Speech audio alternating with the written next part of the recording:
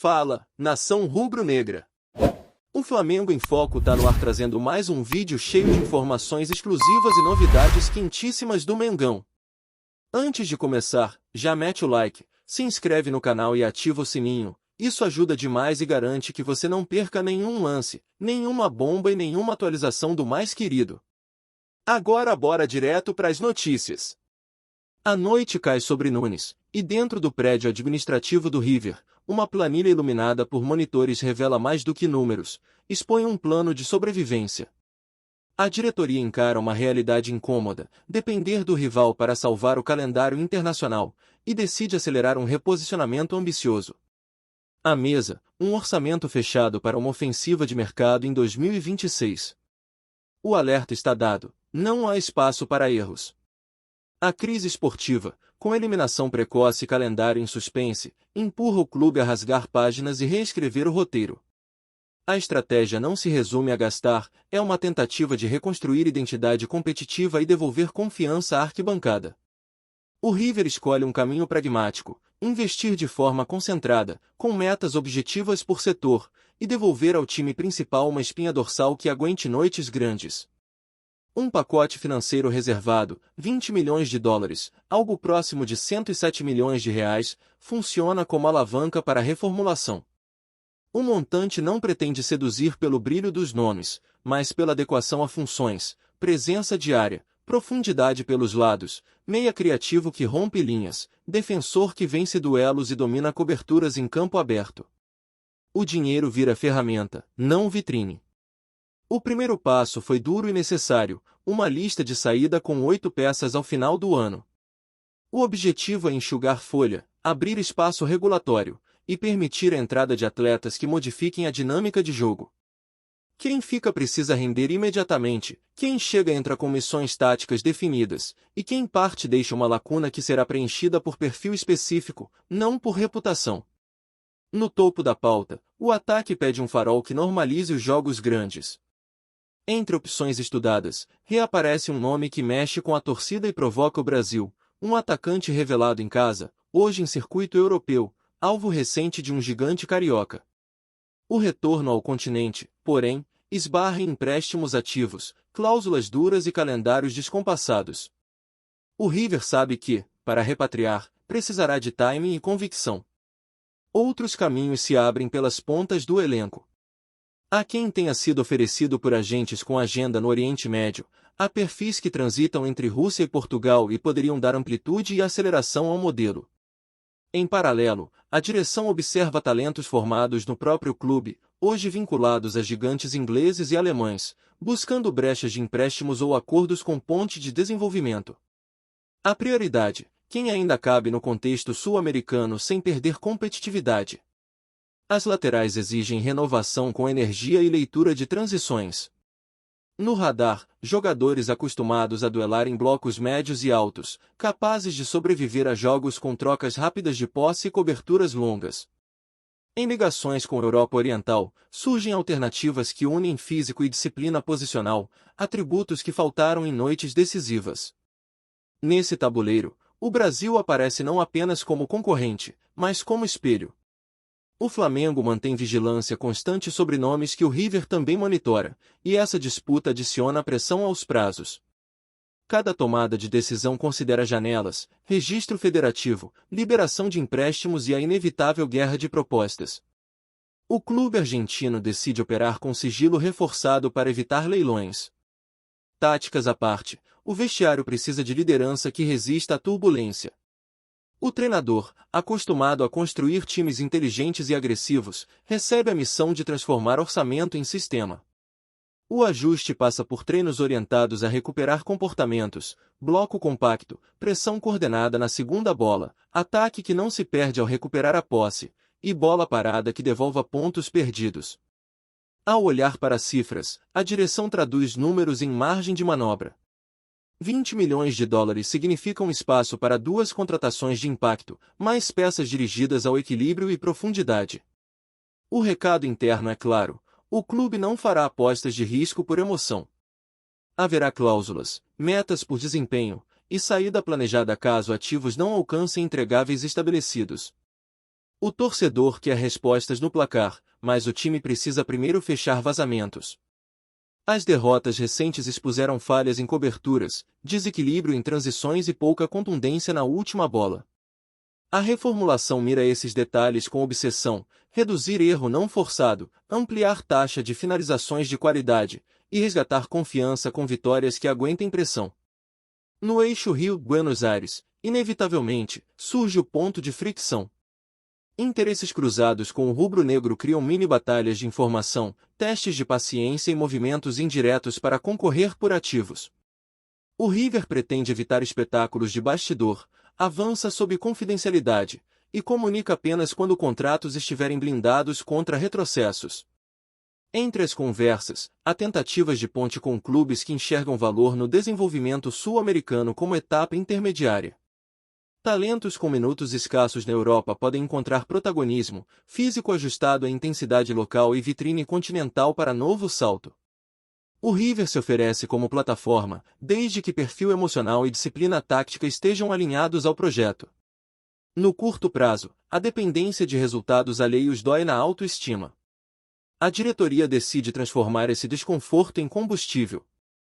O plano estabelece datas, marcos e contingências, anúncio de saídas, assinatura de entradas prioritárias e pré-temporada desenhada para reintroduzir princípios de jogo.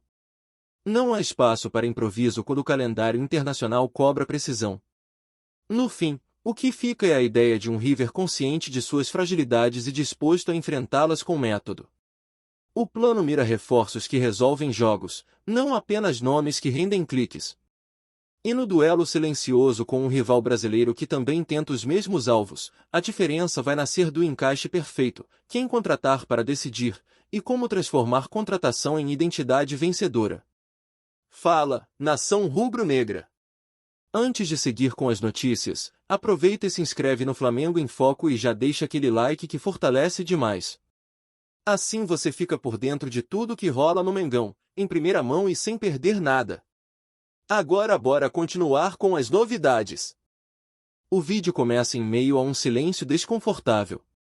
A câmera foca no semblante sério do árbitro Ramon Abatiabel, que, diante de jornalistas e torcedores incrédulos, solta uma frase que imediatamente se torna viral: a ordem era pro Flamengo perder. O impacto é imediato. A revelação, feita de forma direta e sem rodeios, transforma uma entrevista comum em um terremoto no cenário esportivo nacional. A declaração cai como uma bomba no futebol brasileiro. Em questão de minutos, as redes sociais são inundadas por comentários, memes e debates acalorados. Torcedores rubro-negros, em choque, exigem explicações. Rivais, por sua vez, aproveitam para ironizar e levantar teorias sobre manipulação de resultados. O ambiente digital se torna um campo de batalha de opiniões. Nos programas esportivos da televisão, o assunto domina as pautas. Jornalistas e comentaristas se revezam em análises sobre o peso da declaração. Alguns destacam a coragem de Ramon em expor o que seria um esquema oculto, enquanto outros questionam a veracidade das palavras do árbitro. O clima é de tensão e desconfiança. A diretoria do Flamengo reage com indignação. Em nota oficial, o clube afirma que não aceitará qualquer tentativa de manchar sua história e promete buscar esclarecimentos junto às entidades responsáveis.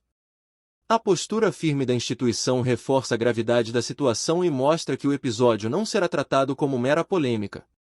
Torcedores organizados do Flamengo já começam a se mobilizar.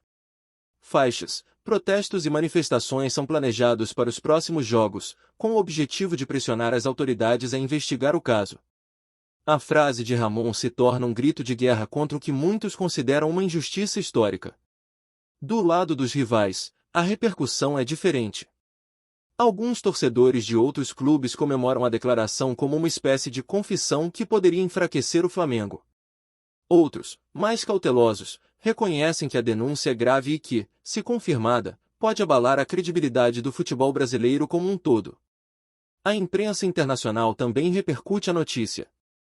Veículos esportivos da Europa e da América Latina destacam a ousadia do árbitro em expor suposta manipulação de resultados e ressaltam o impacto que isso pode ter na imagem do futebol brasileiro.